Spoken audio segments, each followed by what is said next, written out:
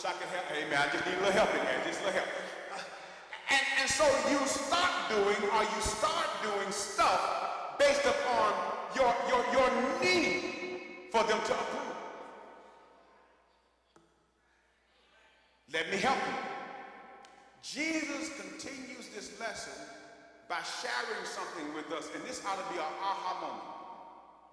Jesus said, kind of right flow with that. He says, John came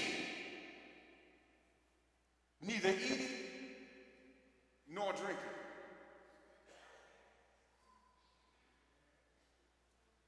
And they called him demon possessed.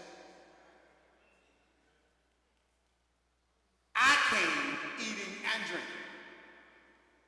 And they say you eat too much and you drink. And you're hanging around the wrong kind of people. Okay, y'all didn't catch it. Let me back up. John came without a reason to bring up hate. See, you couldn't get the hating on John cause his attire. John didn't wear Calvin Klein's. Botany 500. No, he didn't wear that stuff. He wore camel's hair. So can't nobody in the church be talking about, well, look, he a pimp preacher. I know y'all don't say that up in this area. I mean,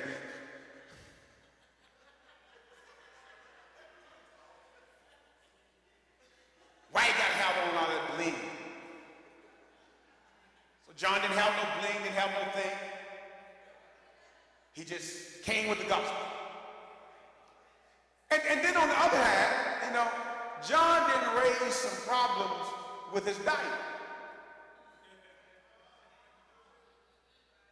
See, I came up, matter of fact, my mom and them used to have preachers come to the house. I know the story. That's why I'm aware when I go to eat somebody else's house, amen. I know how it is to, eat the wing and the neck, and the preacher come in and he get the breast.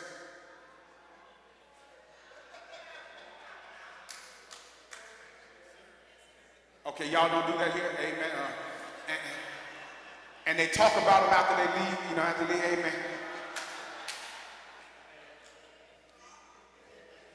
And I'm going to be just honest. I got to say that. Can I minister in here for a little while? Because sometimes, sisters, y'all hurt us before we even know we hurt. We show up for dinner, you cooking, and you bring out the dinnerware he don't get a chance to eat off of. So he looking at me from the head table talking about, who you?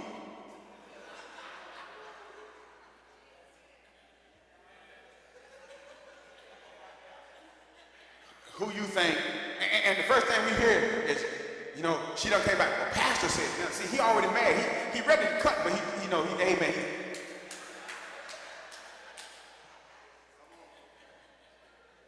But see, John didn't raise in that problem because see, John's diet consisted of honey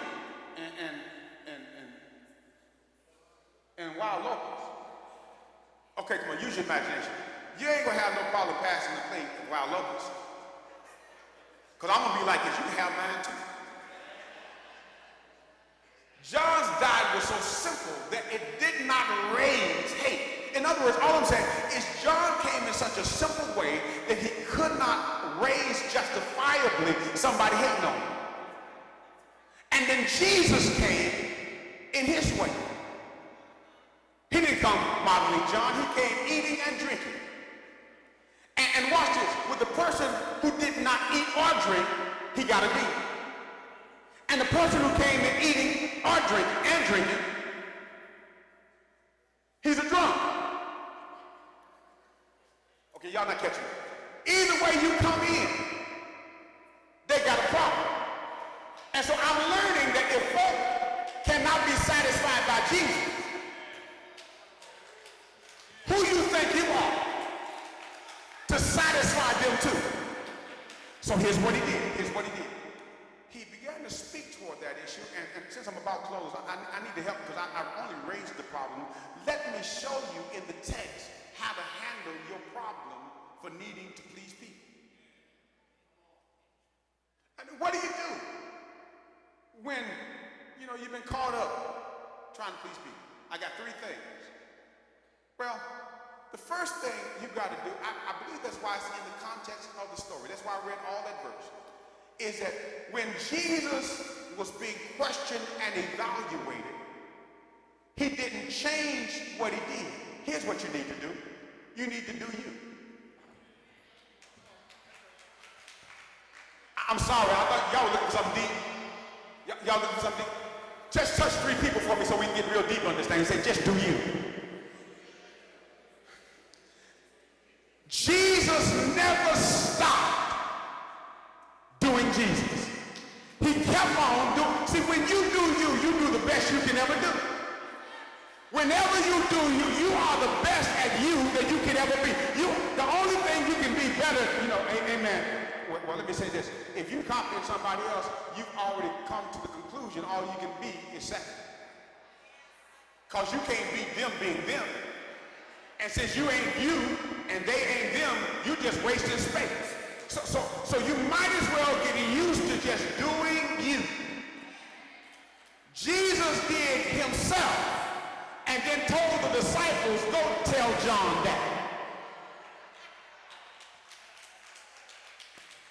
I'm in somebody's Kool-Aid and I'm sorry, add some sugar and just drink it on down. And here it is.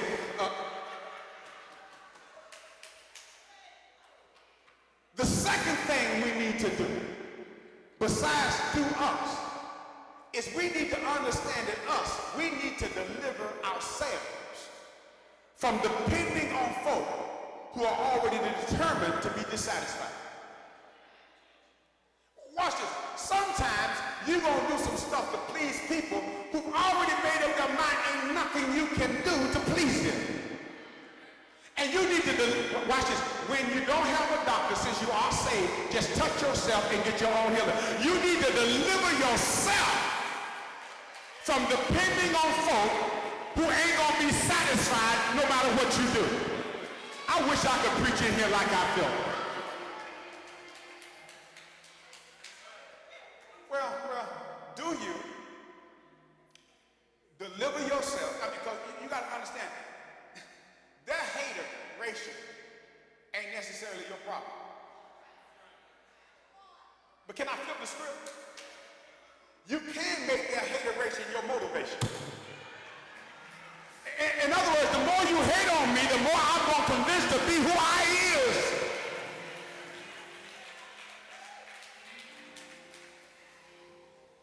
But then finally, not only then must you what? Do you? Some of us can't even praise till you see somebody else praise. Stop looking at them. Do you?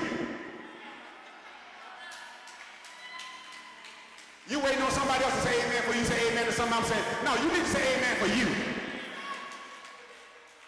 Do you divorce yourself from folk who are determined to be dissatisfied?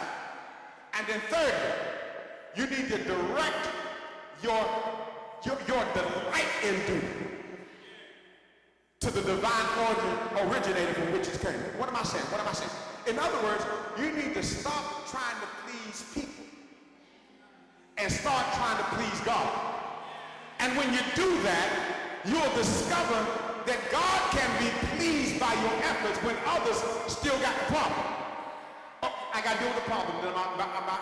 See, I notice with even, some issues, folk will leave saying a good thing and mess it up with the last word. But that was a good dinner. But I'm so glad that when I check the record of God out, God ain't gonna say, servant, you've been a good servant, but been faithful over a few things. But no, he stops with the celebration, and that's why I said you got to learn to direct your delight in duty. In other words, the reason you do what you do, you got to make sure it's for him and not for them. You got to do what you do so that you get his smile and not necessarily their approval. You got to do what you do so that you get his delight and not necessarily their demise. You got to do what you do till you please him. Let me show you some text in the Bible.